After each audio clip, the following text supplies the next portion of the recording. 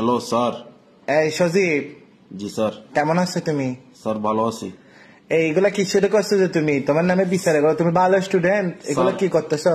আমি তো স্যার সব বাড়ির কাজও করছি, স্কুলেও গেছি, কোচিংও গেছি স্যার। তো তুমি প্রত্যেকদিন তো সামনে সিটে বসে বসে পড়ালেখা করো, ইদানিং পিছের সিটে বসতেছো, এই জন্য তো বিচার আসতেছে, তোমার নামে তো বিচার আসছে। না স্যার, আমি তো পিছনের বেঞ্চে দেরি হয়েছে সেই জন্য কি। না স্যার, কি বলেন না স্যার। তোমার নামে বিচার আসছে। তুমি বাসে গুলো কি করছো যে তোমার আব্বু আম্মু বিচার দিছে যে আমাকে আসি?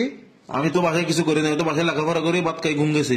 এই যে তুমি বলে তোমার পুরা এলাকার মধ্যে একটা মুরগির দোকান, গরুর মাংসের দোকান, ছাগলের মাংসের দোকান বাকি রাখতেছো না, সবার দোকানে যায় তুমি রক্ত নিয়ে আসি বলে এক ড্রাম রক্ত তোমার আব্বুকে কেন দিছো দে? এরকম রক্ত দিয়ে কিসের খেলা? এগুলো খেলা তুমি খেলবে ফুটবল? কথা শোনো বেয়াদব কথাকার, তুমি খেলবে যে ফুটবল, তুমি খেলবে যে ক্রিকেট, তুমি খেলবে যে ডাঙ্গুলা, তুমি খেলবে যে লেলু খেলা, তুমি এগুলো কি করতেছো? রক্ত দিয়ে কিসের খেলা? আমি খেলা খাই নাই তো স্যার, এগুলো আমার রক্তের বিজনেস, যে জন্য রক্ত আনি দিছি। একদম গাল বাড়া করে দেবো বেয়াদব কথাকার, মুখ বেয়াদব 42 কথাকার মুখে মুখে তরকার করো। স্যার আমি বলি, তোমার আব্বু রক্তের বিজনেস মানে কি? তোমার আব্বু তো বলো মাছের ব্যবসা, ফিশারি কাটার মাছের ব্যবসা করে, কত সম্মানিত মানুষ। বেয়াদব ছেলে কথাকার স্যার, আমি আপনাকে ফারি ফেলবো বেয়াদব কথা। স্যার আমি আপনাকে বুঝাই বলতেছি, আপনি আগে আমার কথা শুনেন।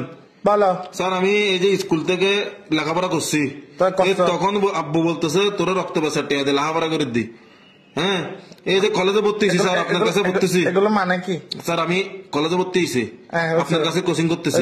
ফার্স্ট ইয়ারে পড়তো স্যার। জি স্যার, এগুলো স্যার আমাকে আমার আব্বু বলতেছে কি রক্ত বেচার টিয়া দিয়ে লেখাপড়া করার, বালা করে লেখাপড়া করে।